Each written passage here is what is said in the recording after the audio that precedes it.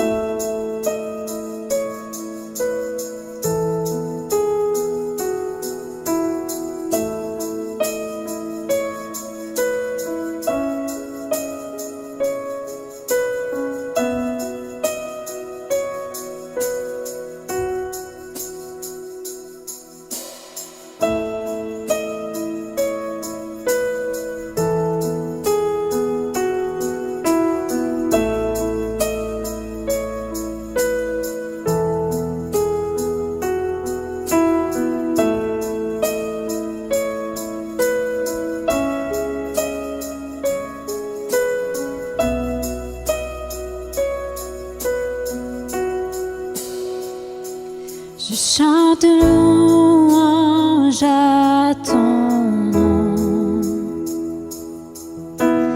louange à ton nom, le nom au-dessus de tout autre nom.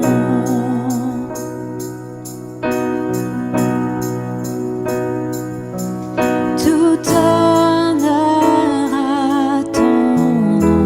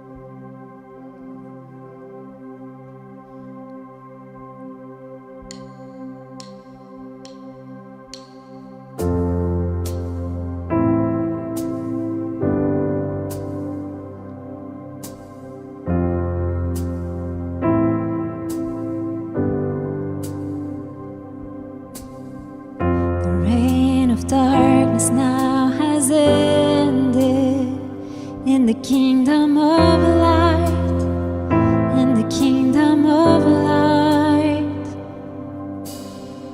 forever under your dominion. You're the king of my life, you're the king of my life. You reign above it all, you reign above it all, over the universe and over every heart. There is no higher name. Jesus, you reign above it all.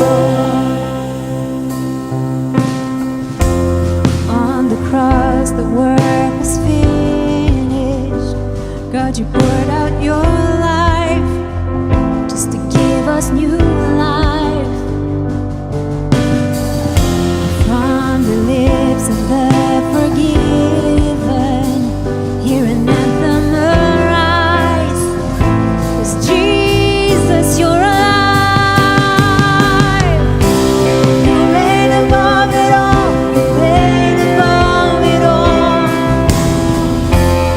over the universe and over every heart. There is no higher name.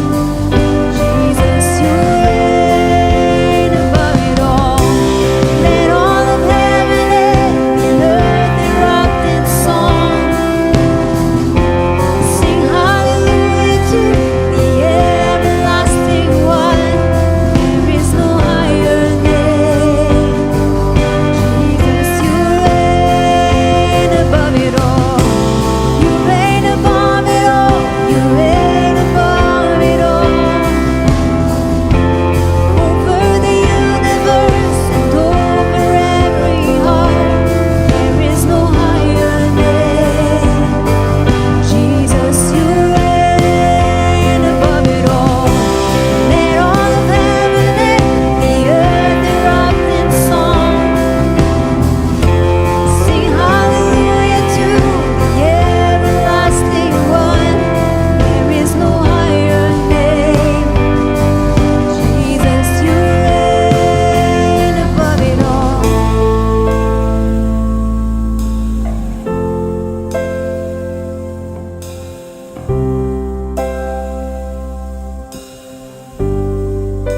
You reign above it all. You reign above it all. Yeah, you reign above it all. You reign above it all.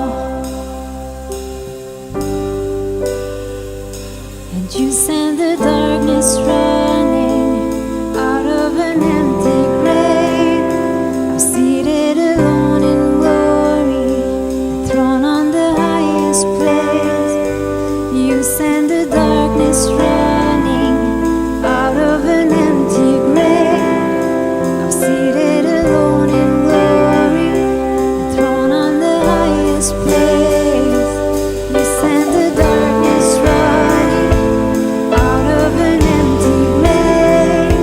I'm seated alone in glory, thrown on the highest place. You send the darkness running out of an empty grave.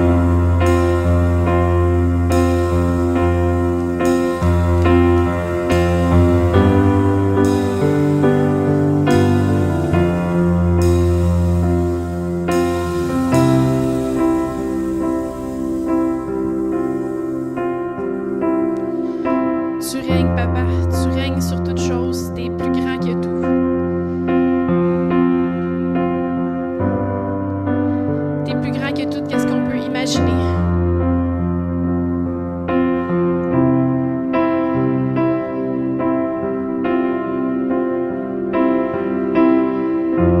Il y a quelque chose de sécurisant à penser que Dieu qui règne sur tout, celui qui est plus que puissant, il nous aime d'un amour indescriptible. Merci pour ton amour, Papa.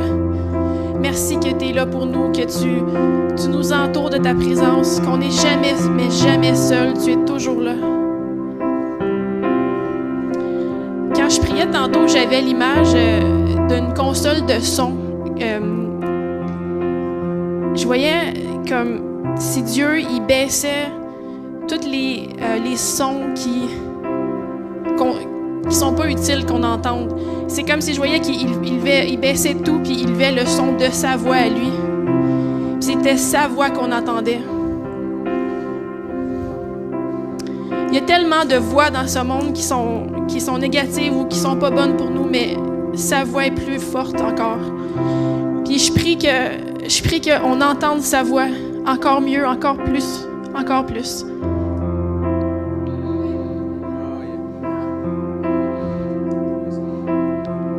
Je prie qu'on ressente son amour, qu'on entende sa voix qui nous dit combien il nous aime. Qu'on entende sa voix qui nous guide dans toutes les actions qu'on fait, avec notre entourage, avec notre famille. Qu'on puisse entendre sa voix encore plus. Amen.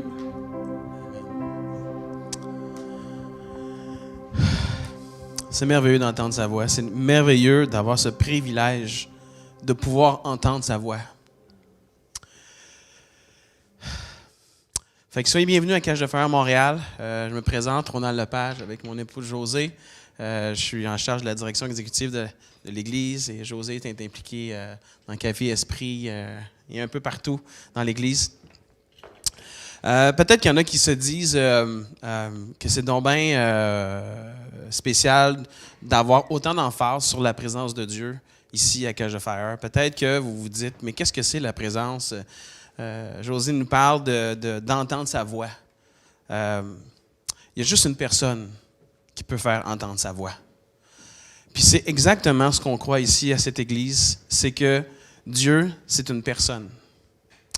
Qu'on croit qu'il est vivant, puis qu'on peut entendre sa voix, puis qu'il veut avoir une relation avec nous. Peut-être que des fois, c'est plein d'images qu'on raconte. J'ai ouvert tantôt la réunion avec l'image de ma fille qui vient vers moi en courant, avec le gros sourire, avec les bras ouverts. Elle avait tellement hâte de voir papa après une journée à la garderie. Mais c'est ça qu'on croit ici à cette Église. On croit que cette rencontre-là nous transforme à chaque fois. On croit que non seulement on peut expérimenter sa présence, mais que ça fait la différence. Faites juste imaginer qu'est-ce qu'on vit présentement avec le confinement. On vient d'apprendre qu'ici au Québec, on peut pas se rassembler dans les zones rouges pour Noël. Combien est-ce que ça nous manque, cette présence des gens qui nous est proche? Combien qu'on aimerait pouvoir faire tout? Il y a quelque chose en dedans qui dit non à ça. Il y a quelque chose en dedans de nous qui est fort, puis qui veut aller vers, puis qui veut expérimenter la présence des autres. C'est exactement ce sentiment-là que Dieu a avec nous. Il y a un sentiment tellement fort de vouloir nous rencontrer, qui est prêt à tout, qui est prêt à donner son Fils unique, mourir sur la croix pour qu'on ait la vie éternelle, pour qu'on puisse expérimenter sa relation à tous les jours. Que ce ne soit pas quelque chose de mystique ou quelque chose de mystérieux ou une recette à suivre. Non, c'est une relation. Et c'est ce qu'on veut célébrer à Noël. Que Jésus nous ait donné, puis à cause de ça, maintenant, on peut expérimenter tout plein de bonnes choses. Sa présence, c'est merveilleux et ça nous transforme.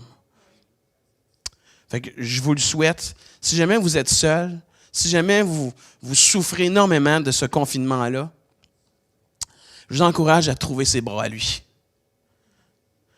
ça va faire la différence. À chaque fois que j'expérimente sa présence, il y a quelque chose qui se passe en dedans de moi. Il y a quelque chose qui fait en sorte que je me sens plus seul, que je me sens rempli, que je me sens bien, que je me sens plein de joie, je me sens plein de paix tout d'un coup. Juste parce que j'ai expérimenté sa paix. Et pourtant, quelques secondes avant, juste avant que j'expérimente sa présence, j'avais d'autres sentiments qui m'animaient. Alors, je déclare ça sur votre vie présentement. Expérimentez la présence. Juste avant que je vous parle de comment qu'on peut contribuer financièrement ici à Cache de Fire Montréal, j'ai une image qui m'est venue à cœur la nuit passée. Parce que ça arrive souvent dans la nuit que j'ai des images comme ça qui me viennent. Si votre vie est une histoire à raconter à quelqu'un, qu'est-ce que vous aimeriez raconter avec votre vie? Si l'argent que vous dépensez dans votre vie était une histoire que vous racontez à quelqu'un, quelle histoire vous voudriez raconter? Des fois, j'ai ce souvenir de cette émission, je ne me souviens plus du titre, qui faisait le suivi de personnes qui ont gagné à la loto. Ils sont devenus millionnaires tout d'un coup et puis se sont mis à dépenser leur argent avec de drôles de façons. Ils se sont mis à collectionner toutes sortes de choses, se sont mis à faire toutes sortes de folies. Puis là, on regarde la vie de ces gens-là, puis on se dit, il me semble que c'est un peu excessif. Il me semble qu'il y a du gaspillage. Il me semble que c'est pas comme ça que moi, je dépenserais cet argent-là. T'sais? Puis on a tout de suite cette image-là. Fait que l'histoire, lorsqu'on dépense notre argent, lorsqu'on utilise la façon qu'on voit notre argent, raconte une histoire. Puis là, je m'interroge tout le temps, qu'est-ce que moi je veux raconter comme histoire à mes enfants? Qu'est-ce que je veux raconter comme histoire aux gens qui me regardent, à la postérité qui vont regarder peut-être derrière l'histoire? Puis moi, je vous encourage à prendre cette réflexion-là, de voir qu'est-ce qu'on veut raconter avec notre argent, en quoi on veut investir, en quoi on veut voir les choses grandir. Parce que c'est ça que ça fait, l'argent. Ça fait grandir les désirs de notre cœur, ça fait grandir les gens autour de nous. C'est un moyen pour y arriver et non pas un objectif. Il y a tellement de belles choses qui peuvent arriver avec l'argent comme on peut tellement dérailler. Puis l'invitation que je vous fais maintenant, c'est d'investir dans le royaume, c'est d'investir dans que ces valeurs-là, qu'on chérit la présence de Dieu, puissent être répandues un peu partout dans le monde. Fait qu'il y a plusieurs façons de donner. Ça peut être par push-pay. Moi, j'encourage fortement cette façon-là. C'est très automatisé, c'est très simple. Mais vous pouvez aussi y aller par transfert Interac, enfin, un chèque par la poste ou par argent comptant si vous le voulez. Donc, je vous encourage à investir dans le royaume puis d'investir dans la mission qu'on a ici. C'est de faire propager la présence de Dieu partout où on va, partout où, même maintenant avec Internet, va. Fait que j'invite maintenant Jerry Plunkett à apporter le message. C'est toujours un privilège d'entendre ce que tu as à nous partager, Jerry. Puis je vais le répéter, puis je vais le répéter encore. Fait que à toi la parole maintenant. Merci Ronald. Merci José pour ces bons partages avec nous ce matin. Et donc, on est juste avant Noël et on va vous souhaiter un joyeux Noël. Dans les circonstances, ma prière, c'est que vous puissiez être touchés par l'amour de Dieu d'une façon tout à fait particulière cette année, alors qu'on vit des moments encore un peu bizarres, n'est-ce pas? Et quand on dit le mot Noël, souvent la première chose qui vient en tête, c'est cadeau. Ah oui. Ah oui, même dans le monde chrétien, si on dit, voilà, on pense à Jésus, à la naissance. Quand on dit, mettons, dans le mois d'octobre, dans le mois de novembre, début décembre, on dit, oh, Noël s'en vient. On ne pense pas à, oh, Noël s'en vient, bon, on va fêter Jésus. C'est, oh, Noël s'en vient. Est-ce qu'on a les cadeaux, là? Est-ce qu'on a acheté les cadeaux? Qu'est-ce que moi je vais recevoir comme cadeau? C'est souvent ça, hein, la première chose qui vient en tête. quand on pense à Noël. Et le premier Noël a aussi la première fois que des cadeaux à Noël sont dans l'histoire. Parce qu'on a les rois mages qui arrivent avec les cadeaux, n'est-ce pas? Ça fait partie de l'histoire de Noël. Alors, peut-être aujourd'hui, vous allez emballer des cadeaux, ou peut-être vous devez sortir, chercher un dernier cadeau, ou peut-être vous n'avez pas encore commencé. Mais peu importe, souvent c'est cadeau qui est dans nos pensées. Même si l'histoire des rois mages vient à peu près 18 mois après la naissance de Jésus, fait partie quand même de l'histoire de Noël, n'est-ce pas? Et donc, j'aimerais vous lire cette partie de l'histoire de Noël aujourd'hui et on va regarder quelques points ensuite, d'accord? Donc, dans Matthieu chapitre 2, nous lisons ceci. Jésus était né à Bethléem, en Judée, sous le règne du roi Hérode. Or, des mages venant de l'Orient sont arrivés à Jérusalem et demandaient « Où est le roi des Juifs qui vient de naître? Nous avons vu se lever son étoile et nous sommes venus lui rendre hommage. » Quand le roi Hérode a appris la nouvelle, il en fut profondément troublé et tout Jérusalem avec lui. Il a convoqué tous les chefs des prêtres et les spécialistes de la loi que comptait son peuple et il leur a demandé où devait naître le Messie. À Bethléem, en Judée, lui ont répondu-ils, parce que c'est ce que le prophète a écrit. Et toi, Bethléem, village de Juda, tu n'es certes pas le plus insignifiant des chefs-lieux de Juda, car de toi sortira le chef qui, comme un berger, conduira mon peuple. Et là-dessus, Hérode a fait appeler secrètement les mages et il s'est fait préciser à quel moment l'étoile leur était apparue. Puis, il les a envoyés à Bethléem en disant, « Allez là-bas et renseignez-vous avec précision sur cet enfant. Puis, quand vous l'aurez trouvé, venez me le faire savoir pour que j'aille, moi aussi, lui rendre hommage. » Et quand le roi leur eut donné ses instructions, les mages se sont mis en route et voici l'étoile qu'ils avaient vue se lever les précédait. Elle parvint au-dessus de l'endroit où se trouvait le petit enfant et là, elle s'est arrêtée. En revoyant l'étoile, les mages furent remplis de joie. Ils entraient dans la maison, ont vu l'enfant avec Marie, sa mère, et tombant à genoux, ils lui ont rendu hommage. Puis, ils ont ouvert le coffret et lui ont offert en cadeau de l'or, de l'encens et de la myrrhe. Cependant, Dieu les a avertis par un rêve de ne pas retourner auprès d'Hérode. Ils ont regagné donc le pays par un autre chemin. Les rois mages, qui étaient-ils, ces hommes mystérieux? C'étaient des chefs de leur propre pays.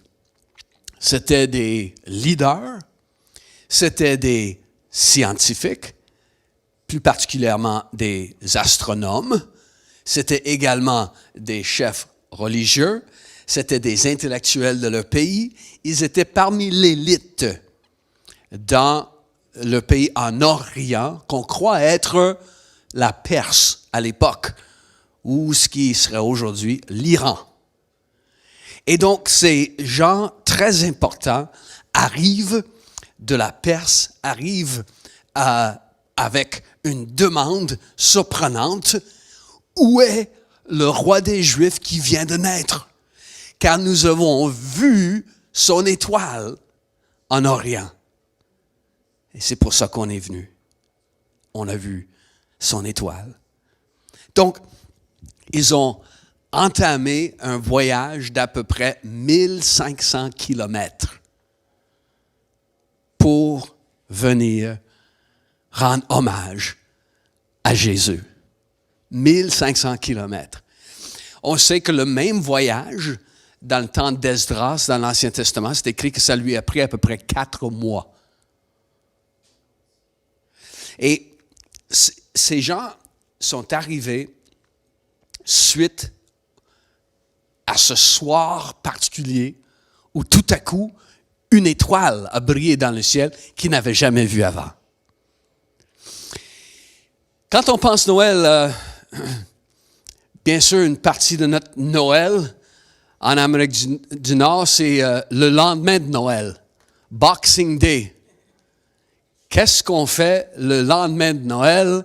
Bon, on retourne les cadeaux qu'on n'a pas apprécié recevoir la veille. Boxing Day, tout est à 50%. Et, tu sais, le jour après Noël, c'est les restants de dinde. Mais à l'époque, le jour après Noël, c'était quoi? C'était quoi le jour après Noël pour Marie et Joseph? Marie n'avait pas sa mère pour la relever pendant 40 jours. C'était quoi le jour après Noël pour les bergers? Pour les villageois à Bethléem, les gens parlaient de ce qui est arrivé. Mais je retourne mon regard surtout sur le jour après Noël dans le royaume de la Perse. Car le lendemain de Noël, la nouvelle de cette étoile qui est apparue dans le ciel a causé tout un émoi. Ces hommes importants apportent la nouvelle. Ils sont dans les grandes maisons ou un palais quelconque et on commence à déclarer qu'on a vu l'étoile dans le cadran du ciel qui est à Israël. Il y a une étoile qui vient de paraître. C'est sûrement l'annonce du roi des Juifs qui vient de naître. Et dans le firmament au-dessus de la Perse ce soir-là, ça venait confirmer quelque chose qui était attendu depuis au moins 500 ans. Car vous savez peut-être qu'il est écrit dans l'Ancien Testament combien ces mêmes chefs religieux, autrement dit dans les générations antérieures, avaient été instruits par le prophète Daniel, qui était devenu le chef de tous ces sages, de tous ces mages à son époque. Et il aurait instruit par rapport aux prophéties de l'annonce d'un Messie, d'un Sauveur. Et depuis 500 ans, ces informations auraient été transmises de génération en génération. Un jour, un roi viendrait en Israël, on va l'appeler le prince de la paix. C'est lui qui va apporter un règne de paix sur toute la terre. Alors, lorsque les mages, ce soir-là, voient apparaître l'étoile, c'est toute une affaire. Depuis 500 ans, le Père parle d'un événement majeur, et là, ça arrive de leur vivant. Depuis 500 ans. Donc, imagine en Israël, ça fait depuis 2000 ans qu'Abraham avait reçu la prophétie. Ça doit être vraiment la fête en Israël d'abord. Et là, c'est l'énervement dans les palais en Perse, alors que ces hommes, ils sont ensemble pour discuter qu'est-ce qu'on va faire. Quel serait un geste approprié de notre part? Et donc, ils s'organisent, on va envoyer une ambassade, probablement une délégation officielle pour rendre hommage au roi d'Israël et pour rendre hommage à celui qui vient apporter un règne de paix sur la terre. Et là, on commence à s'organiser. Ces mages vont venir avec la reconnaissance, avec le désir de donner un hommage qui est digne de celui qui devait venir. Donc, c'est à ce moment-là que Gaspard, Melchior et Balthazar partent Non, bien sûr, on ne connaît pas leur nom. Hein? C'est la tradition, il y en a 3. Et la Bible ne dit pas s'il y en a 2 ou s'il y en a 22. On ne sait pas combien de mages qu'il y avait. Mais on sait une chose, c'est que monter une ambassade pour aller à Jérusalem, ce serait tout un projet vraiment d'envergure. C'est plusieurs mois de voyage. Ça prend beaucoup de logistique. Juste avoir les vivres, les provisions que ça va prendre pour le voyage, c'est déjà quelque chose. Tout le personnel qui serait nécessaire pour que cette grande caravane arrive depuis l'Orient. Ça prend de la protection sur la route, ça prend des porteurs, ça prend des cuisiniers, ça prend toutes sortes de monde pour faire vivre ce cortège pendant 4 mois au moins.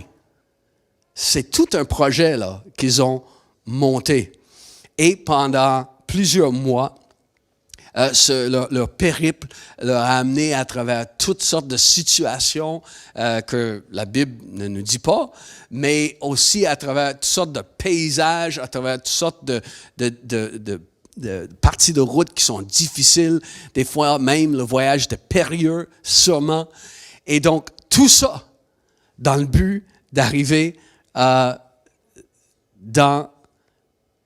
Jérusalem. Ici, je vous montre une carte avec la possible route depuis ce qui est aujourd'hui l'Iran jusqu'à Jérusalem, cette longue route qu'ils ont dû prendre ce jour-là. Et on peut penser aussi que pendant les longs mois qu'a duré ce voyage, la conversation qui se faisait dans la caravane. Encore une fois, je suis certain que cette conversation tournait autour de cette heureuse nouvelle. Le roi des Juifs vient d'arriver. Il devait essayer de voir et parler ensemble dans quelle situation qu'ils allaient le trouver, n'est-ce pas? Dans quelle sorte de palais qu'on va le trouver. La situation dans laquelle il doit vivre, ça doit être vraiment quelque chose. C'est le Messie qu'attendent Israël depuis 2000 ans. Ça va être vraiment merveilleux ce qu'on va voir. Et même si ça fait des mois depuis qu'il est au monde, tout Israël doit fêter encore l'arrivée de celui qui est le Messie, n'est-ce pas? Et voilà, ils arrivent à Jérusalem. Je peux imaginer alors que cette caravane s'approche de Jérusalem et le jour avant leur arrivée dans la ville, on lève le camp ce matin-là. Et les éclaireurs disent, « Hey, on va être dans la ville aujourd'hui même. » Wow! Le voyage se termine. Ils vont pouvoir rendre hommage au roi des Juifs.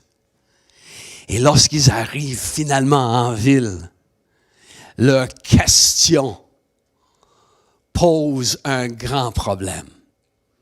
Lorsqu'ils demandent où est le roi des Juifs qui vient de naître, la Bible nous dit que tout Jérusalem est troublé. Le roi Hérode est troublé. Les autorités romaines sont troublées.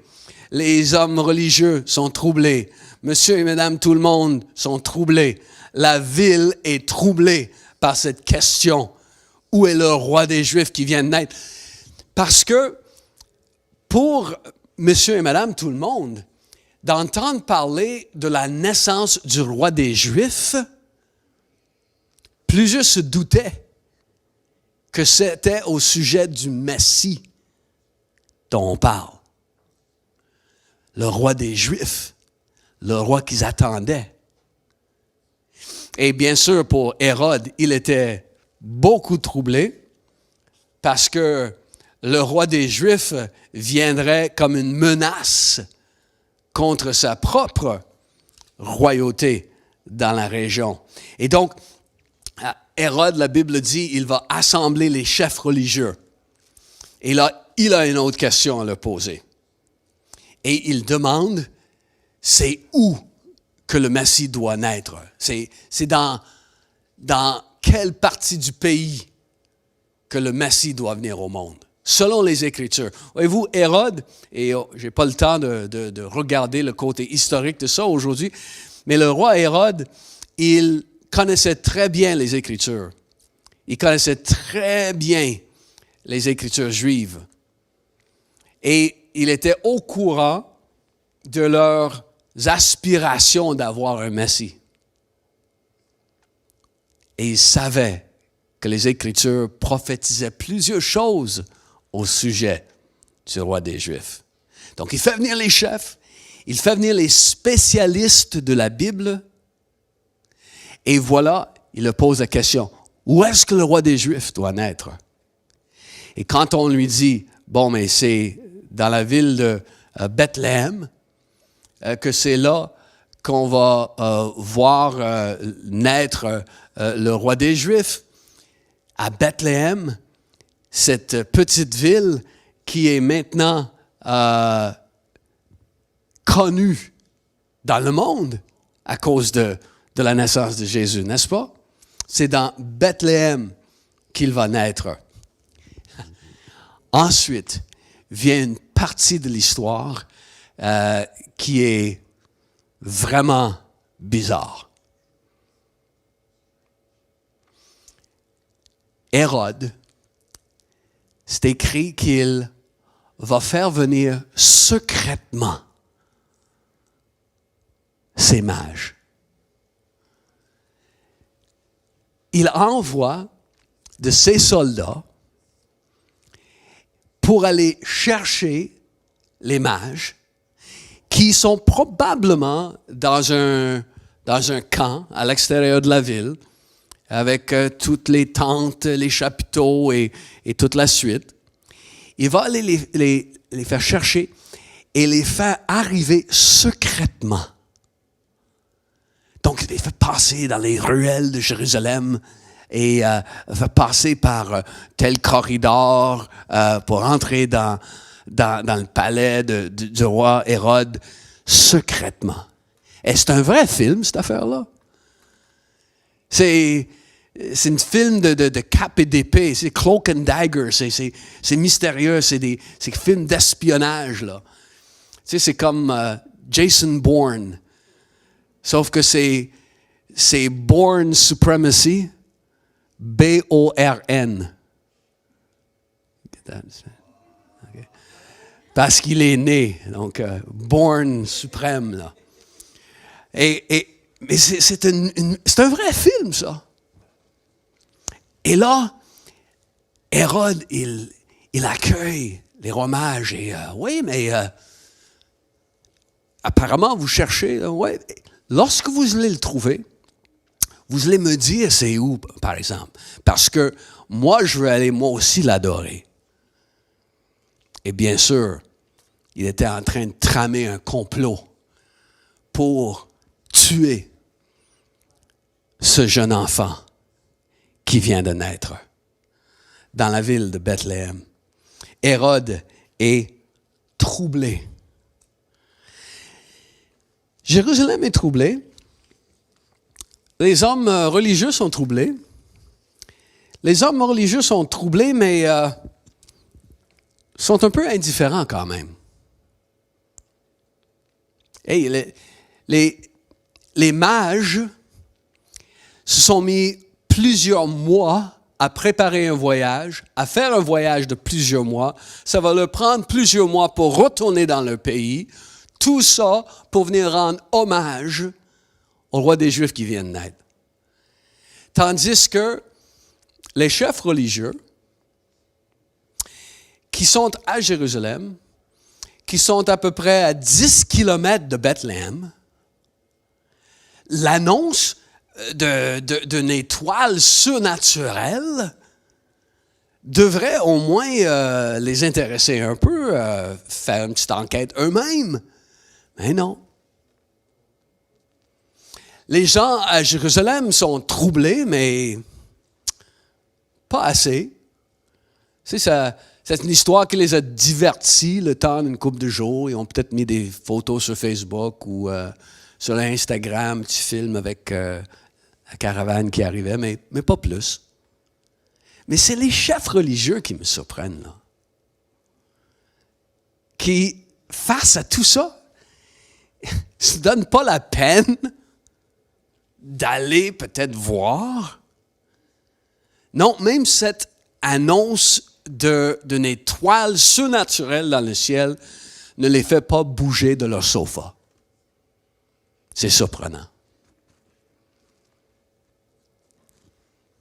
Ils ont décidé qu'ils voulaient rester là. Peut-être ils jouaient à Grand Theft Chameau ou quelque chose comme ça.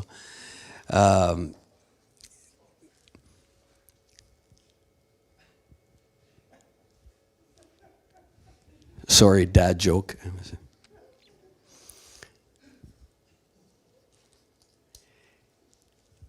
Des fois, on va rencontrer des gens qui ont la même réaction que Hérode face à notre foi.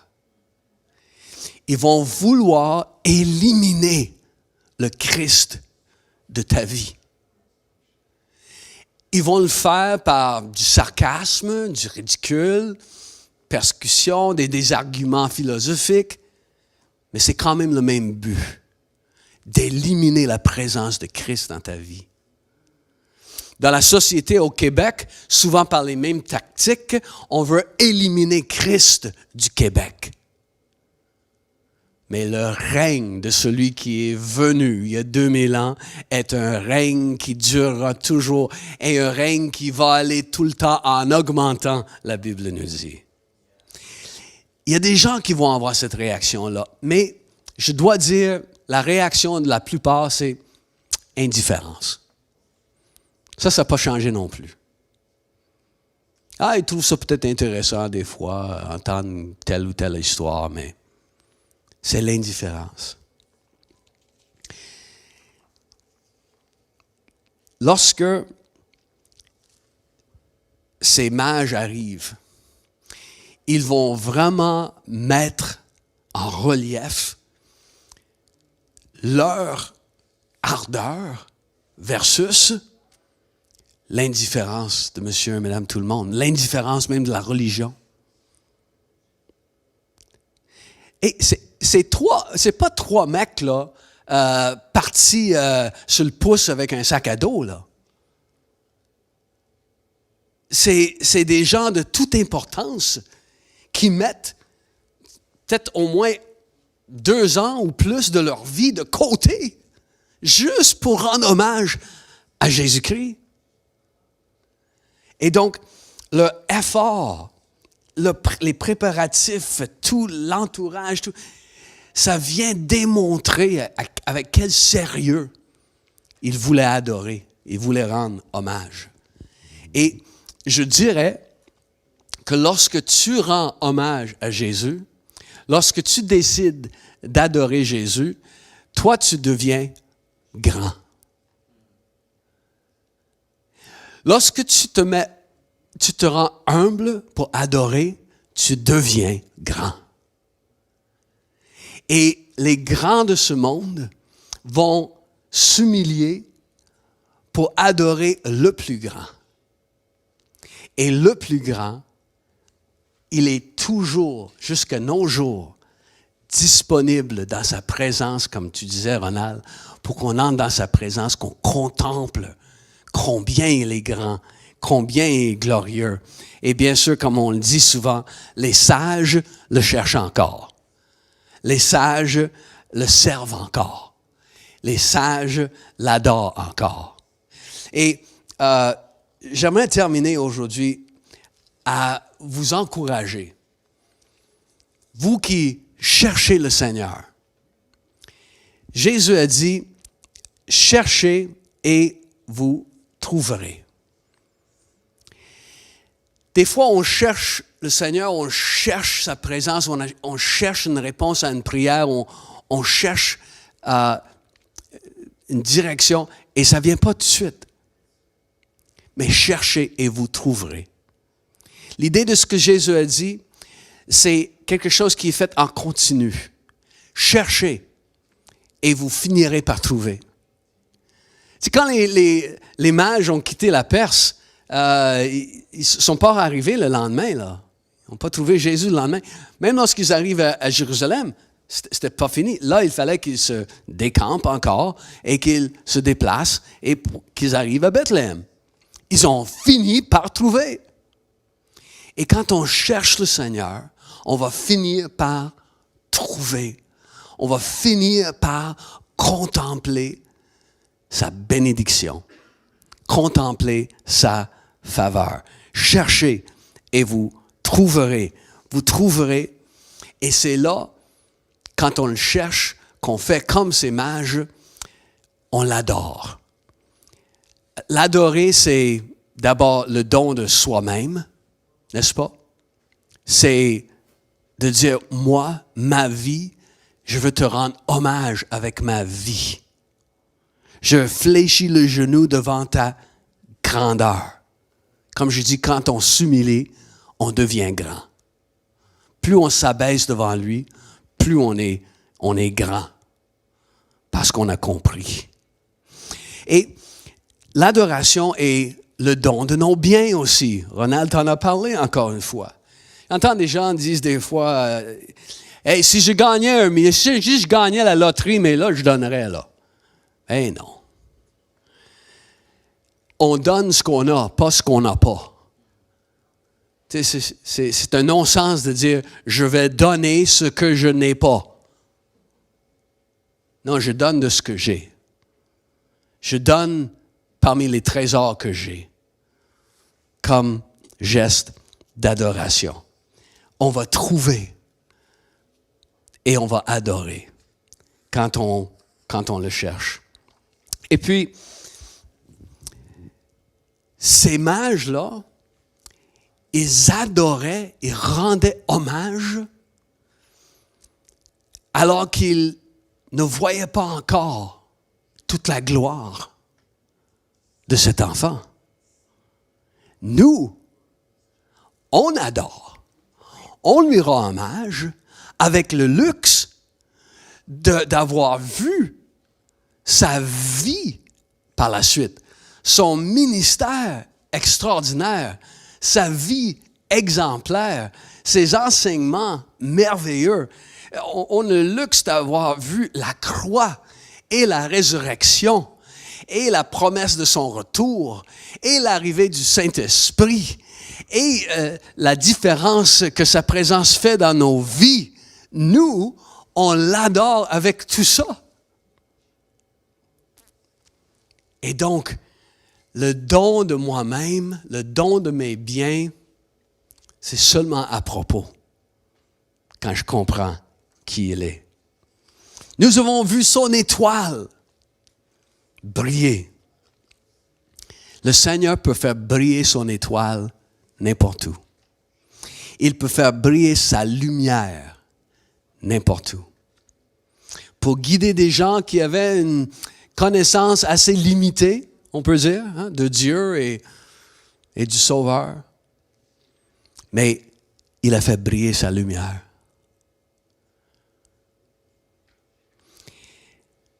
Si tu connais quelqu'un, peut-être quelqu'un dans ta famille, cette année à Noël qui est loin de Dieu, qui ne connaît pas le Seigneur, prenons un instant maintenant pour prier pour cette personne.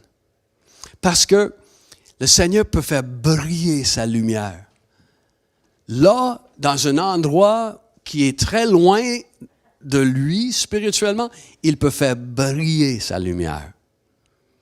Dieu est capable de faire ça. Ou peut-être tu écoutes aujourd'hui et tu dis, Pasteur Jerry, moi je ne connais pas le Seigneur. Quand je vous entends parler, je vous entends parler de la présence de Dieu et comment catch the fire, vous appréciez la présence de Dieu. Je ne connais pas ça, moi. Mais le Seigneur peut faire briller sa lumière là où tu es, si tu lui demandes. Et c'est ce qu'on va faire pour terminer la réunion aujourd'hui. C'est de demander que sa lumière brille dans ta vie ou encore dans la vie de quelqu'un qui t'est cher, qui est dans les ténèbres aujourd'hui, mais le Seigneur peut le toucher parce que sa lumière, il la fait briller partout où il veut. Donc, Seigneur, oui, on tourne nos yeux vers toi. Je peux juste imaginer ces mages ce soir-là quand tout à coup, cette étoile s'est mise à scintiller dans le ciel. Et Seigneur, je prie aujourd'hui que tu fasses luire ta lumière dans la vie des gens qui nous sont chers, qui ne te connaissent pas encore. Fais luire ta lumière, Seigneur. Illumine leur vie pour qu'ils voient que toi, tu as la réponse pour leur vie. Que tu as la réponse pour la vie éternelle. Fais briller ta lumière, Seigneur, pour cette personne qui est égarée. Et Seigneur, je te demande aujourd'hui, fais briller encore ta lumière pour la personne qui écoute ce matin, qui n'est pas sûr comment te connaître. Fais briller ta lumière dans sa vie aujourd'hui. Dans le nom de Jésus. Amen. Joyeux Noël, encore une fois, tout le monde. Puisse la présence de sa paix vous remplir aujourd'hui et pendant tous ces jours de temps des fêtes. Et je pense qu'on a Sarah et le band qui vont nous faire un dernier chant ensemble.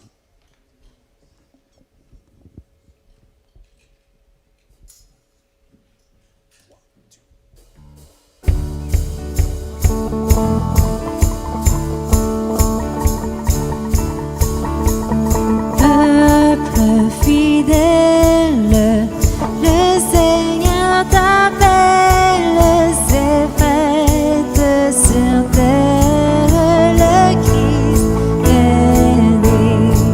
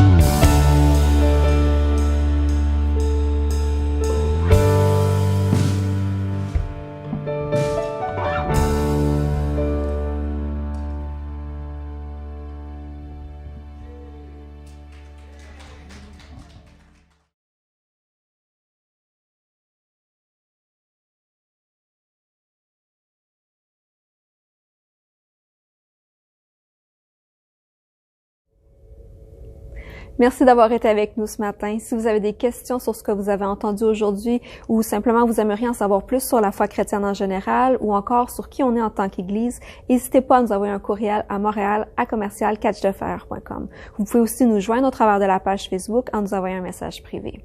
Si vous avez aimé le contenu de la réunion d'aujourd'hui, vous pouvez nous suivre de semaine en semaine pour rien manquer de nos réunions. Vous pouvez le faire en vous abonnant à notre chaîne YouTube ou en nous suivant sur notre page Facebook. N'hésitez surtout pas à partager avec vos amis, à commenter, à liker notre contenu. Je vous souhaite à tous une excellente semaine et on va se voir dimanche prochain. Bye tout le monde.